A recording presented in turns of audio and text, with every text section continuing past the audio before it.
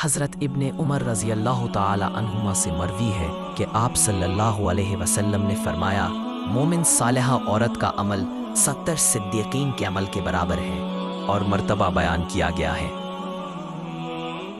جانتی ہو صالح اور نیک عورت کون ہے؟ وہ عورت ہے جو متقی پرہیزگار ہو، گناہوں سے اللہ تعالیٰ نے اور رسول صلی اللہ علیہ وسلم نے جس کام سے منع کر دیا ہے بغیر کسی طویل اور بہانے اس سے بچتی ہو، اور فرائض واجبات سے نہ بچتی ہو۔ اس کا مطلب یہ ہے کہ واجبات فرائض ادا کرتی ہو۔ یاد رکھو، گناہوں سے بچنا ہی صالحہ اور تقویٰ میں اہم ہے۔ تمام گناہوں سے احتیاط ہو، گو نیکیاں کم ہو یا اس سے بہتر ہے کہ نیکیاں تو ہوں مگر گناہوں سے بچنے کا اہتمام نہ ہو۔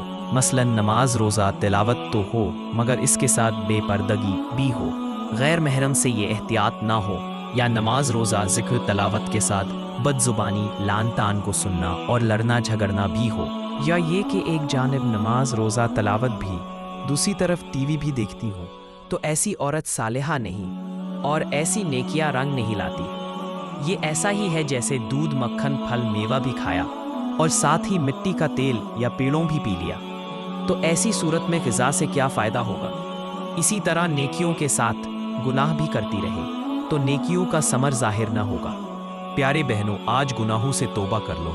گھر میں ٹی وی ہو تو اسے زہریلے سانپ کی طرح سمجھ کر اسے گھر سے باہر کرو، جنت کے مزے لوٹو گی۔ مزید ایسے واقعات سننے کے لیے ہمارے چینل کو سبسکرائب کریں، لائک کریں اور شیئر کریں۔ جزاک اللہ خیرہ۔